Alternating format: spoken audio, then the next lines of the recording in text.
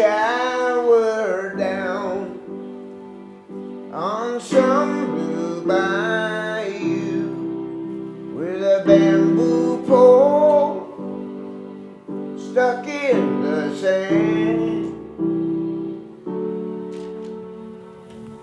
But the road I'm on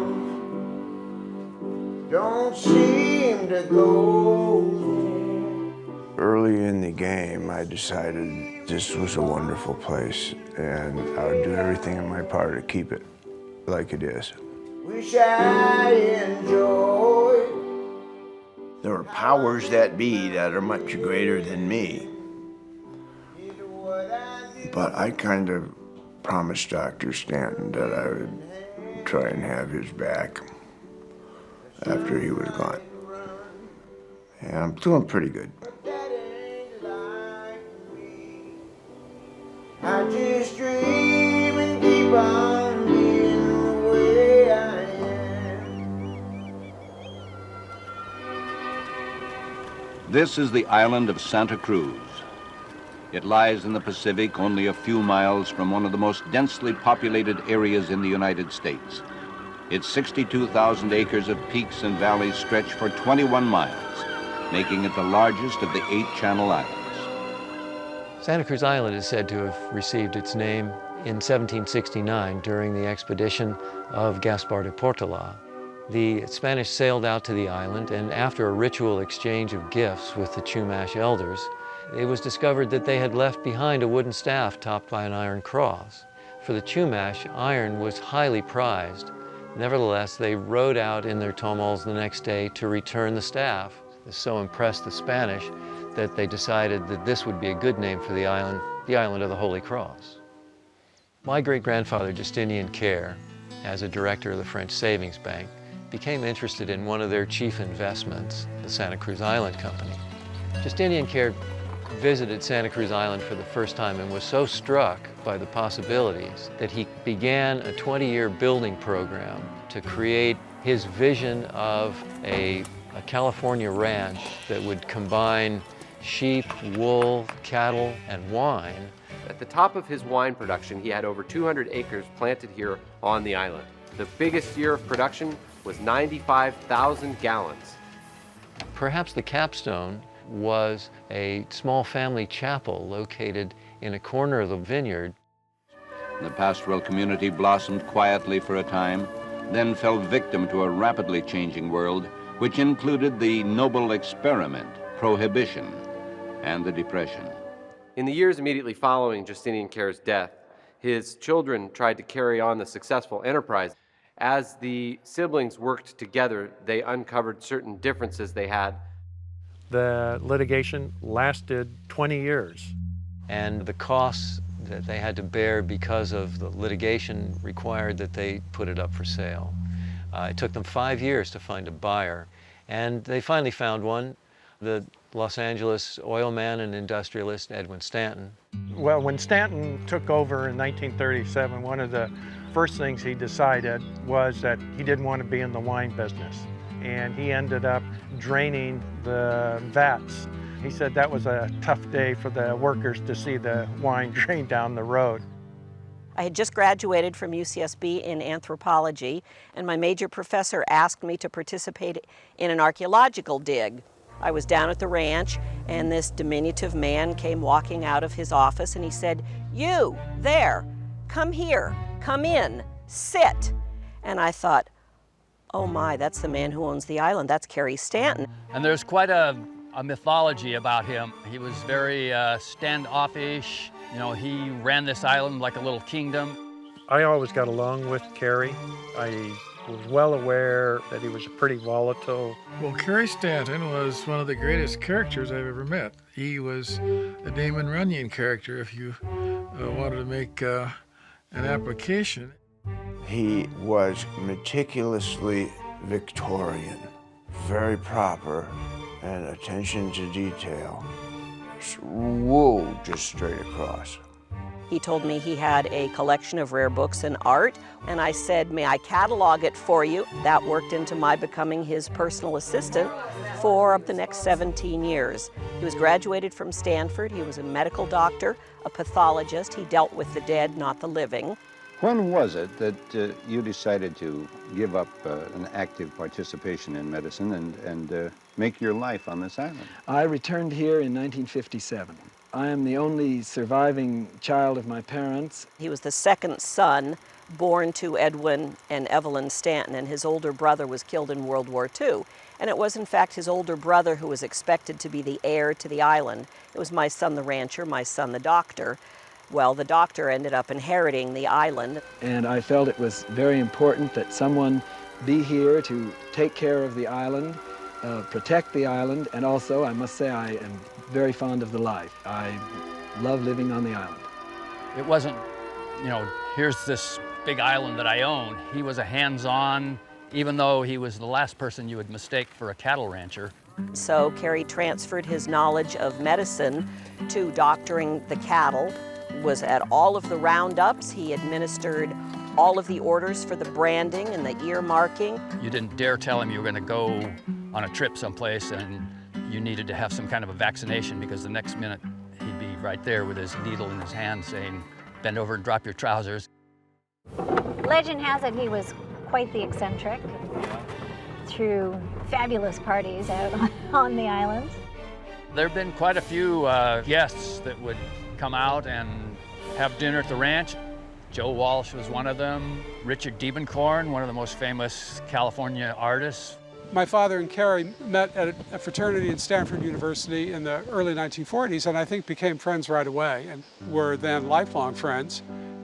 Then there was this serendipity. Carey Stanton, on the one hand, had this unbelievable, extraordinary island, and my father turned out to have quite a remarkable career as an artist and a painter. The tradition that he was in was pretty much that the individual painting or drawing was a standalone thing in and of itself. And this is not true of the works on the island. They form a body of work that document a friendship.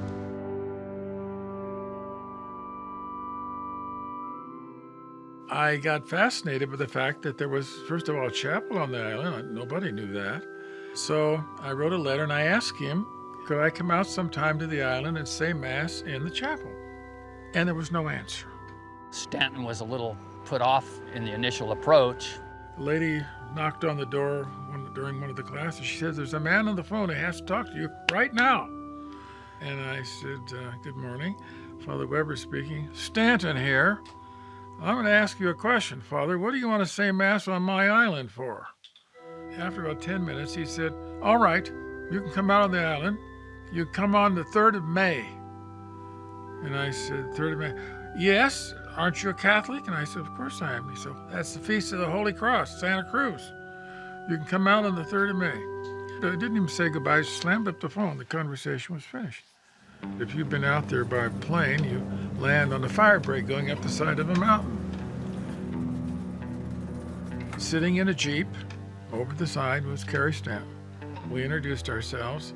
Immediately, our chemistry was very close. We just sort of, I think, at least I did, I thought I'm going to like this guy with all of his foibles, and he had foibles. Those older days and genteel ways were preserved by Stanton in his island seclusion. 8:15 or so, he would ring the bell, the maid or butler would come in, And he told me, Marla, when you're on an island, it could be so easy to become a slob. He always dressed for dinner, and every Sunday he devoted 4 hours to winding his clocks. he would walk around the house with the radio beeping Greenwich time, and he lived in an atmosphere of ticking, chiming clocks. One of my friends owned a music store in Santa Barbara. My friend's girlfriend was Marla. And I invited Joe to come to Santa Cruz Island with me.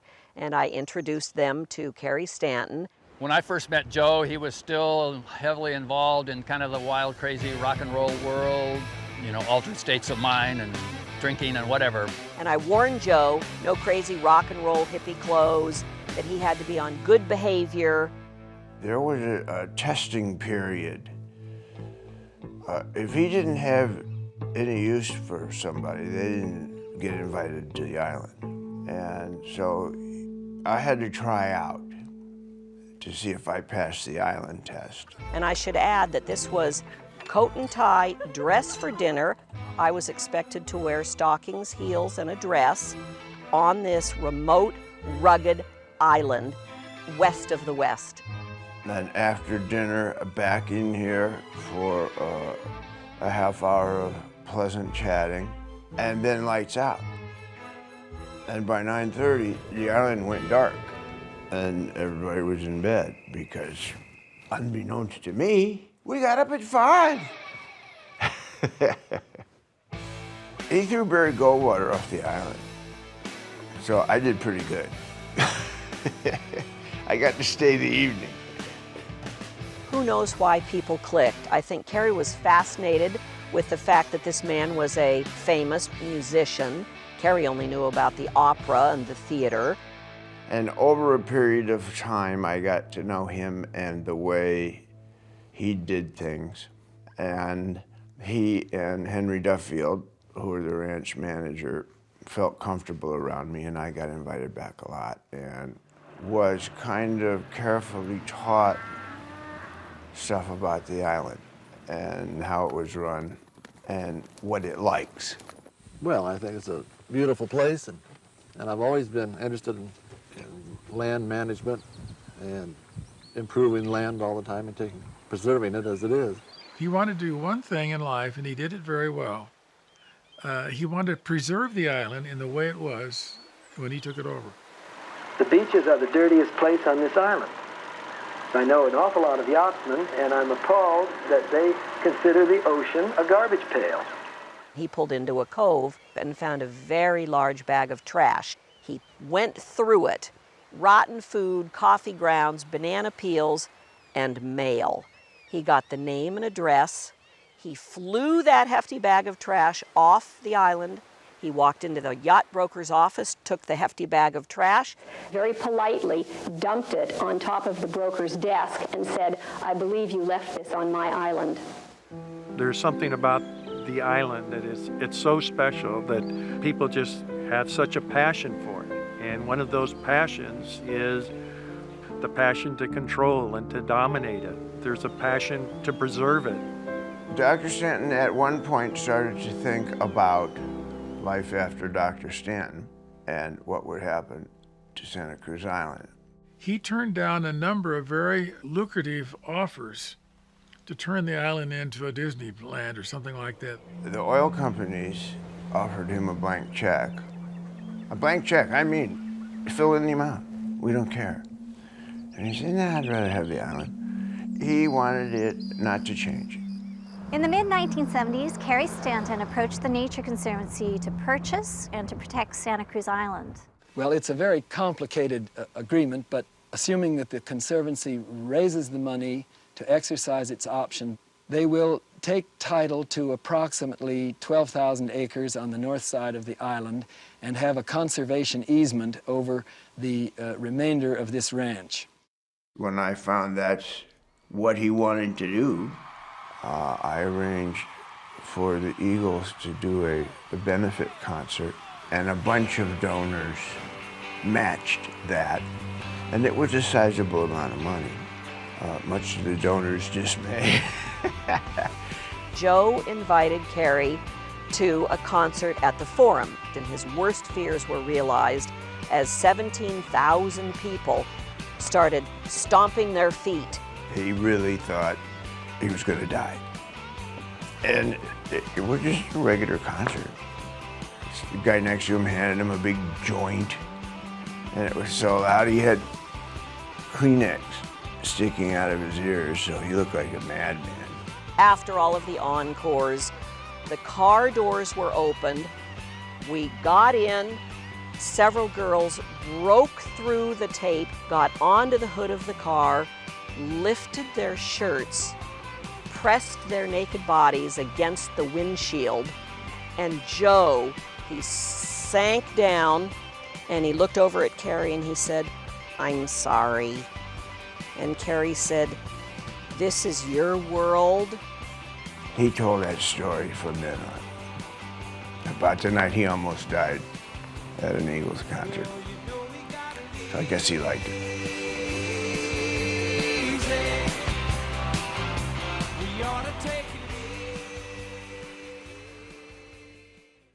By 1978, the Nature Conservancy had purchased 90% of Santa Cruz Island for roughly $2.5 million. I don't know what it was worth, but he didn't care about the money. He wanted to preserve the island. It's particularly rewarding to see little children come out here who've never been to a place like this. And they find out that it isn't all paving and making money.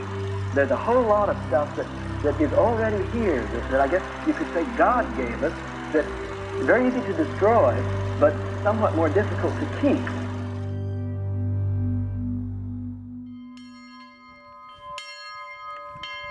I came to realize what this is and what a wonderful place it is. The one thing that I latched onto that I can put my arms around and wrap my mind around is the well-being of this island. And so I decided that's what I would do. That was my one thing. I think our basic viewpoint about the island is what holds us together. The island is unique. Even among the islands, it's unique. I think that's the bond that I have with Joe, and perhaps it's the same way with you. This year we commemorate, and it's our 47th celebration of this annual Mass. It's a tradition that was started by Kerry Stanton in 1968.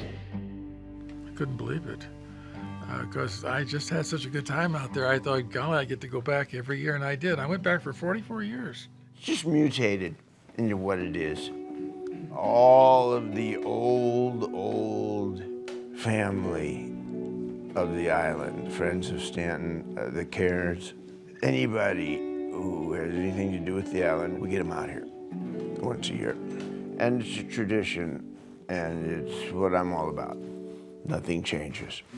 And this is my 27th year. When the Eagles each year go to make up their schedule, what comes first? Santa Cruz Island. You bet. I don't know, have you ever heard an Eagles song? Maybe once. Are you kidding? California Hotel. I remember that. The only thing I remember, California Hotel. There's the Hotel California. Hotel California. Yeah, whatever. Yeah.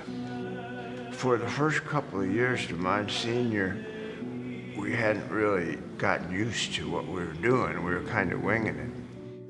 If the priest starts flapping at the mouth, we start playing something because it's hot out there. Bang this out real quick. We do have two other relics out there, Carey and Henry. I used to play for them in the living room, and I would pour my heart out to them, and Henry would say, "Play something we like." It's one of my main things, spiritually.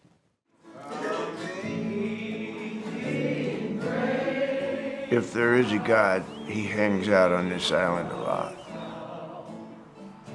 The Chumash creation myth is that life started here.